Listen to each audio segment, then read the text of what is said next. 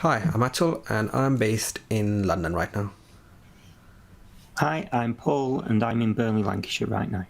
Okay, so today we're going to have a look at a nucleophilic addition elimination mechanism.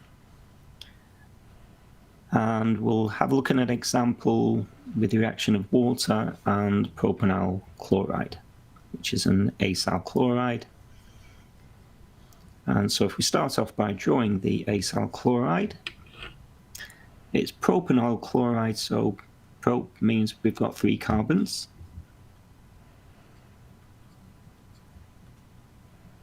And it's a carbonyl compound, so we've got a carbon oxygen bond, and that's our acyl chloride, which is propanoyl chloride.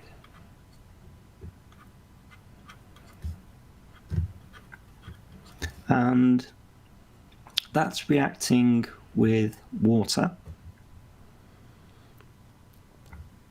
which is H2O, and I'll draw the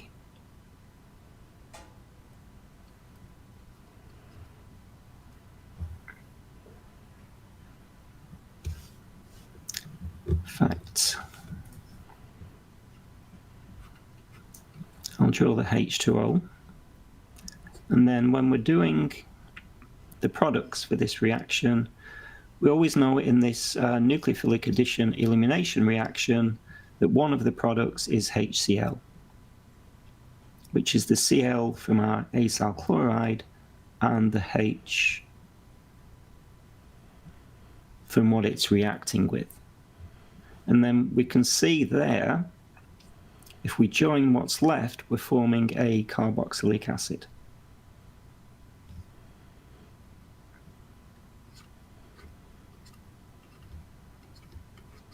So we can draw our carboxylic acid, which will be propanoic acid, and we get our HCl.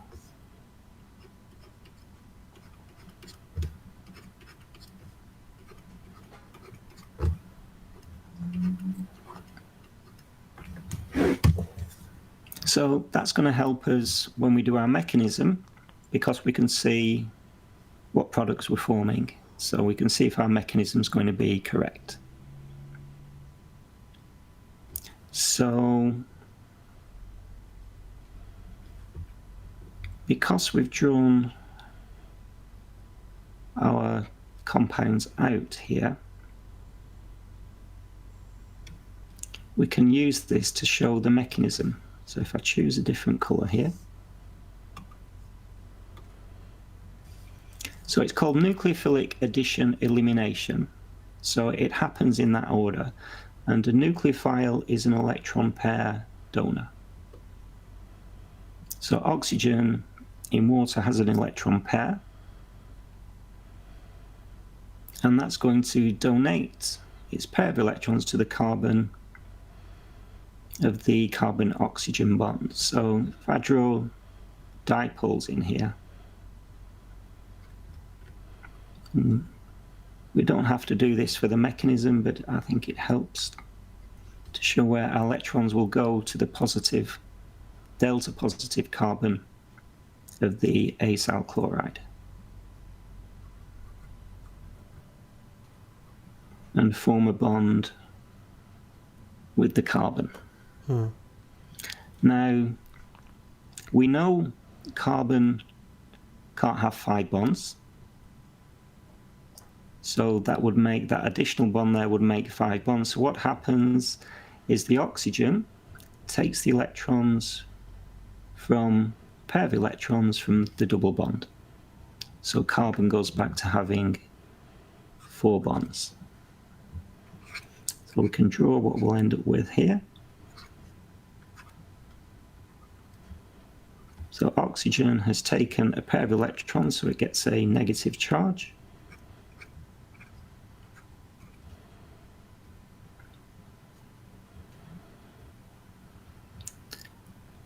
And we've got the water adding on here. So this is the addition bit, the water just adds on to our acyl chloride. And because the oxygen gave electrons away, that's now got a full positive charge. And in the second bit of the mechanism, we lose these charges. So the oxygen loses its charge by reforming the double bond. And again, carbon can't have 5 bonds. So the chlorine, which is delta negative, takes the electrons from this bond. And the oxygen, to lose its positive charge, takes electrons from an oxygen-hydrogen bond.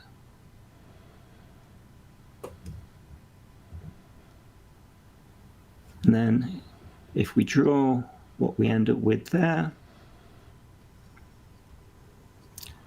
so we've reformed the carbon double bond oxygen, and we're left with an OH, and a hydrogen ion and a chloride ion have left, so they form the HCl.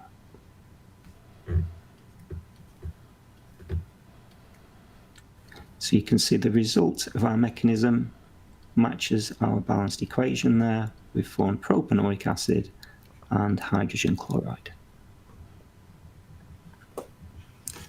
So in the first stage, the nucleophile adds on, and in the second stage, we eliminate a hydrogen ion and a chloride ion to form HCl.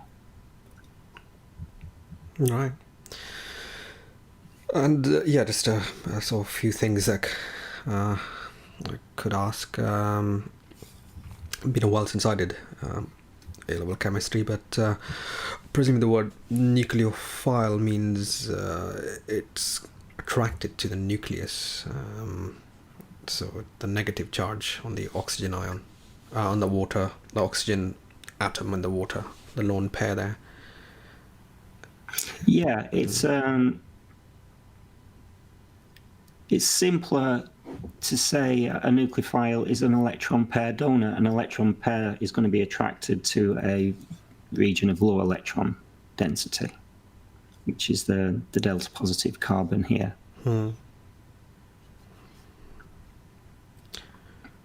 And again, that sort of makes sense because chlorine is it will have high electron density since it's raring to go and become a negatively charged ion, isn't it? So in this kind of GCSE chemistry, you're taught about the idea that it's either ionic or covalent, but obviously at this point there is some degree of covalency and ionicity, if you want to call it that, because of the attraction, the affinity for electrons. Yeah, and these are very strong or very polar bonds because of the electronegativity of chlorine and oxygen, and it means acyl chlorides are very reactive because of these polar bonds, and this reaction takes place at room temperature. And it's a hard reaction to control, so in a laboratory we often use, instead of acyl chlorides, we'll use ethanoic anhydrides, which we can look at in another video. Right. Because the water is also polar anyway, so it's got that electron pair, and that's polar, so it's a pretty sort of... Yeah, and we could show the polar bonds in there as well.